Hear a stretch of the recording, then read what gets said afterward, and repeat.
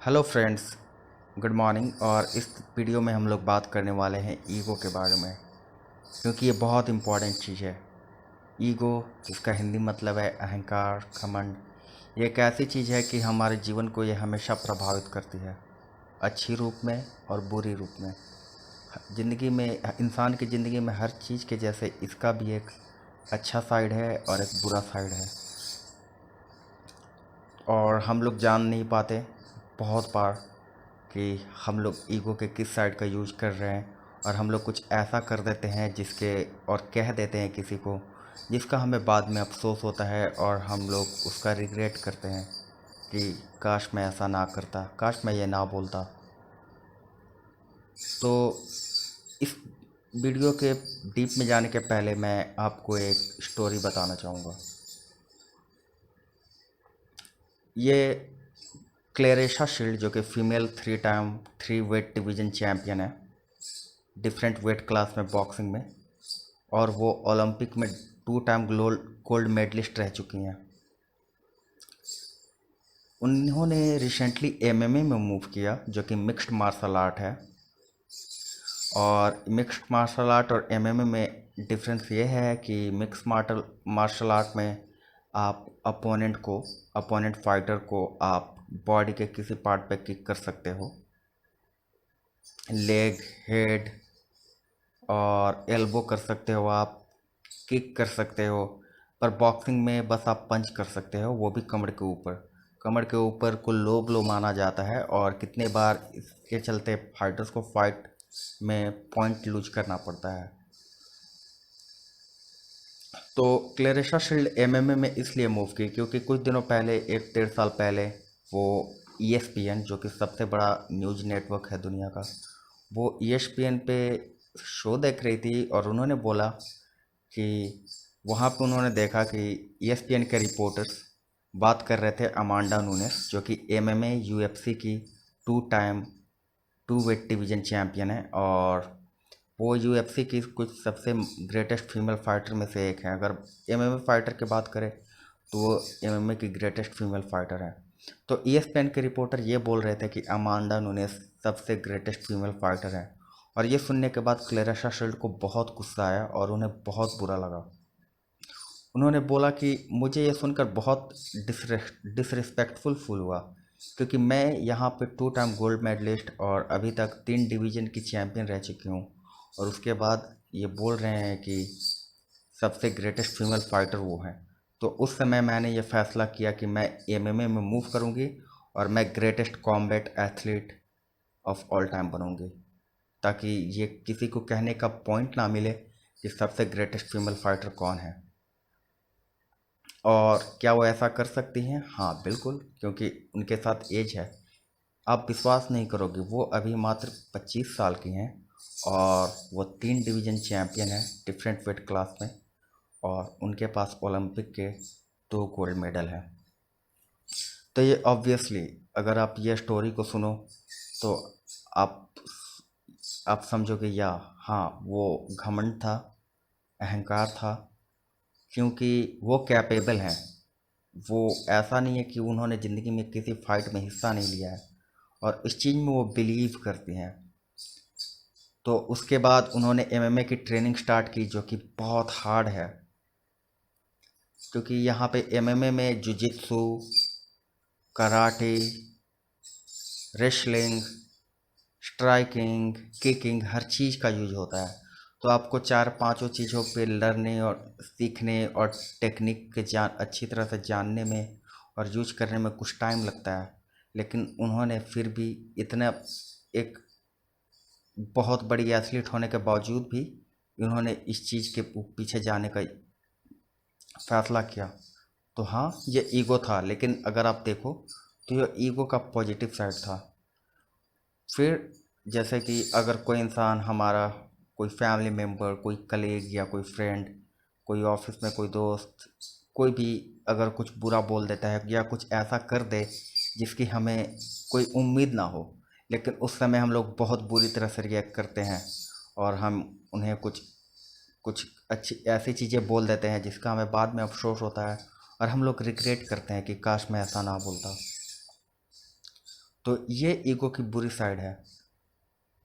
तो आप ये सोच रहे होगे कि इंसान कि आखिर इंसान पहचाने कैसे कि ईगो की अच्छी साइड का यूज कब करेंगे और ईगो की बुरी साइड का यूज क्या है, और किस सिचुएशन में हम जानेंगे कि हम ईगो की बुरी साइड का यूज कर रहे हैं।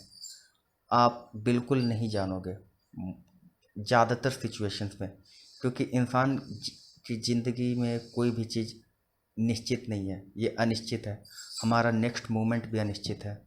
1 घंटे बाद 2 घंटे के बाद क्या होगा वो अनिश्चित है। आपके बॉस का बिहेवियर अनिश्चित है, वो क्या बोलने वाला है, क्या करने वाला है।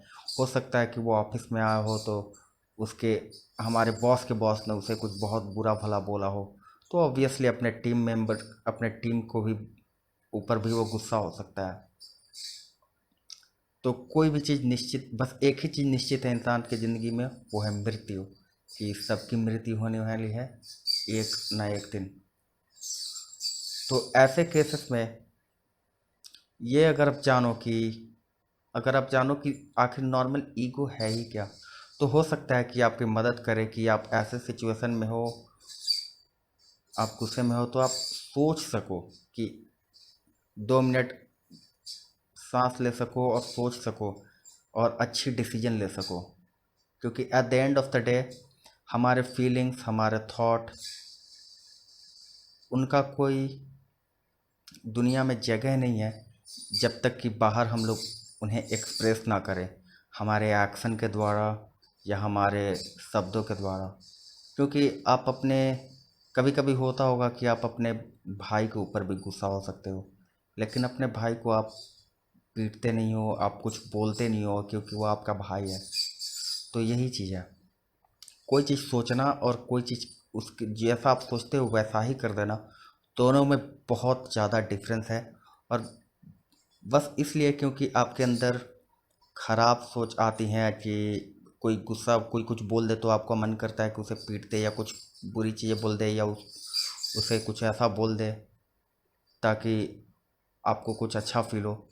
तो वैसा करना और वैसा सोचना दो अलग चीज़ें हैं।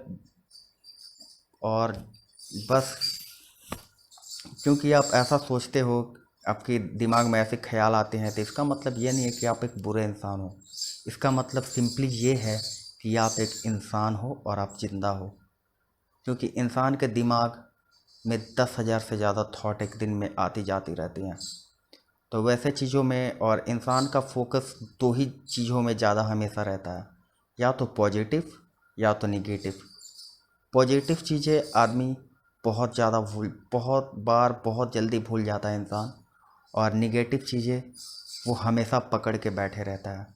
अगर आप खुद से बैठ के सोचो, आप कितनी बार हुआ होगा कि आपके दोस्त ने आपके लिए बहुत अच्छा चीज़ किया होगा, आपके फैमिली ने आपके लिए बहुत अच्छी अच्छी चीज़ें की होंगी ज़िंदगी में, लेकिन उन्होंने अगर कोई चीज़ ऐसा किया होगा जो आपको गुस्सा दिलाया, वो हमेशा आपको याद रहता है। और जब भी वो कोई कुछ ऐसा काम कर देते हैं जो आपका अच्छा ना लगे, वो आप हमेशा उस चीज़ को याद करते हो। तो यही है ईगो। अगर आप एट द एंड देखो तो क्या है, एक सिंपल एक थॉट है।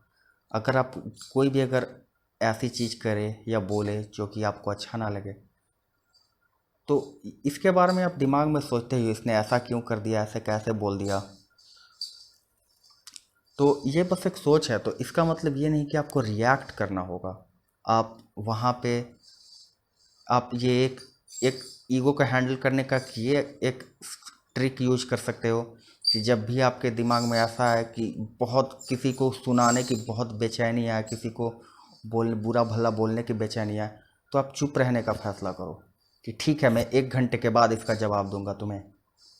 और नॉर्मली आप नोटिस करोगे कि थोड़ी देर के बाद जब आप शांत होगे, आप नॉर्मल ब्रीथ करना स्टार्ट करोगे, तो आप मुड़ कर देखोगे कि कैसे क्या हुआ, या फिर सोचोगे कि कोई नहीं, ऐसा बोल दिया तो बोल दिया। फेमस फिलोसफर चाइनीज कन्फ्यूशियस का एक कोट है कि आपको जब भी गुस्सा आए और आप गुस्सा में जब कुछ भी करने के बारे में सोचो, तो हमेशा सोचो कि उसका परिणाम क्या होगा, कि अगर आप ऐसा कर दो तो उसका परिणाम क्या होगा। अगर आपको कभी ऐसा गुस्सा है कि मैं अपने दोस्त को कुछ उल्टा सीधा बोल दूं या कुछ कर दूं, तो आप इसके साथ ये भी सोचो कि अच्छा आखिर जब मैंने ऐसा कर दिया तो उसके बाद क्या होगा।